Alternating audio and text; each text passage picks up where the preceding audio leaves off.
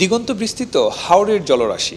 সুনামগঞ্জের টাঙ্গুয়ার পর হাওরের সৌন্দর্য উপভোগে ভ্রমণ পিপাসুদের গন্তব্য থাকে কিশোরগঞ্জের হাওর অঞ্চল।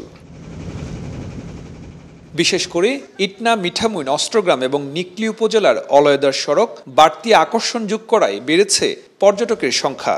পর্যটকদের আগমনকে ঘিরে এখানে গড়ে উঠেছে প্রচুর সংখ্যক হোটেল, রেস্তোরাঁ। তবে দীর্ঘদিন ধরে ঘুরতে যাওয়া পর্যটকদের অভিযোগ ছিল হোটেল রেস্তোরাঁর অস্বাস্থ্যকর পরিবেশন আর খাবারের মান নিয়ে, যার নেতিবাচক প্রভাব পড়ে পর্যটন শিল্পে। এমন বাস্তবতায় হাওরে হোটেল রেস্তোরাঁয় নিরাপদ খাদ্য প্রস্তুত, স্বাস্থ্যসম্মতভাবে পরিবেশন এবং স্যানিটেশন ব্যবস্থা নিশ্চিত সহ বিভিন্ন সমস্যা উত্তরণে এগিয়ে আসে বাংলাদেশ কৃষি বিশ্ববিদ্যালয়ের অর্থনীতি বিভাগের অধ্যাপক ডক্টর সাদেকা হকের নেতৃত্বে একদল গবেষক। সিটি ব্যাংকের অর্থায়নে এবং বাওরেসের সমন্বয়ে শুরু হয় খাদ্য নিরাপত্তা ও স্বাস্থ্যবিধি বিষয়ক প্রশিক্ষণ প্রকল্প, যেখানে মাঠ পর্যায়ে শতাধিক নারী পুরুষ প্রশিক্ষণ নেন। স্থানীয় হোটেল মালিক ও কর্মীদের শেখানো হয় খাদ্য সংরক্ষণ, প্রস্তুত, পরিবেশন, ব্যক্তিগত স্বাস্থ্যবিধি এবং পরিচ্ছন্নতার নানা কৌশল।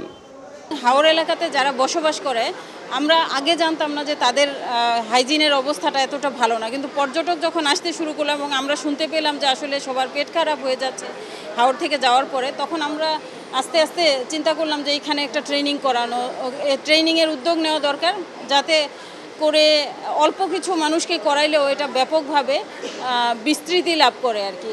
ধীরে ধীরে কর্মীরা নিজেরাই হয়ে ওঠেন সচেতন, ভোক্তাদেরও সচেতন করছেন পরিচ্ছন্নতা ও স্বাস্থ্যবিধি মেনে চলতে। মনে করেন যে নতুন পানির থেকে আসতেছে এইগুলি কাস্টমারের, অথচ যারা পর্যটক আসে তাদেরকে নিত্য নতুন খাবারগুলি, দেশি মাছ যেগুলির স্বাদ, নদীর স্বাদ, যেগুলি নদীর মাছের যেই স্বাদটা আমরা চাই যে হোটেলওয়ালারা যারা আছে তারা তাদেরকে এই খাবারগুলি সুন্দরভাবে যেমন সার্ভ করতে পারি। ট্রেনিংয়ের মারফত থেকে আমরা অনেক উপকৃত, আমরা নিজেরা একটু শিক্ষা পাইলাম এই ট্রেনিং থেকে। আর্টিস্টকে আমাদেরকে ধন্যবাদ দেওয়া লাগে এবং দূর দূর থেকে অনেক পর্যটক আসে, আইসা পরিষ্কার থেকে পরিষ্কার কোন রেস্টুরেন্ট আছে ওইতে ঢুকে।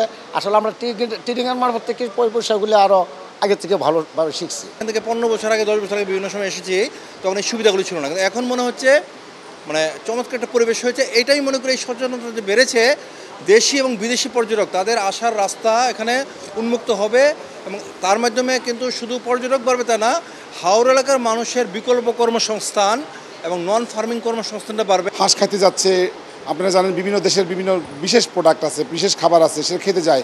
থাইল্যান্ডে যাচ্ছে মানুষ, থাই খেতে যাচ্ছে।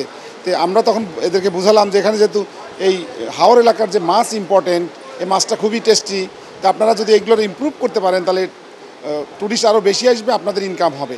হোটেলের বদলে যাওয়া এই পরিবেশ দেখে খুশি পর্যটকরা। পর্যটকরা হাওর এলাকায় আসে, যদি গভর্নমেন্ট বা আরও বড় অথরিটি এদেরকে নিয়ে কাজ করে, সুন্দর পরিবেশ তৈরি করে, থাকার পরিবেশ এবং আরও কিছু অ্যামিউজমেন্ট জিনিসপত্র রাখে, তাহলে আমি মনে করি সবাই একদিনে এসেই বেরিয়ে চলে যাওয়ার ইচ্ছা পোষণ করবে না। অনেক উন্নত হয়েছে আগের চেয়ে। আমার মনে হয় শুধু আমাদের দেশে না, এটা হচ্ছে এইরকম পরিবেশ যদি আরও অন্যান্য হোটেলও বা আরও বিস্তার করা যায়, তাহলে বিদেশি পর্যটকরাও এখানে আসতে আগ্রহী হবে। গবেষকরা মনে করেন এই উদ্যোগ হাওর অঞ্চলে নিরাপদ খাদ্য নিশ্চিত করবে, পাশাপাশি নতুন কর্মসংস্থানের পথও খুলে দেবে। সুলতান মাহমুদ কনিক, চ্যানেল 24, কিশোরগঞ্জ।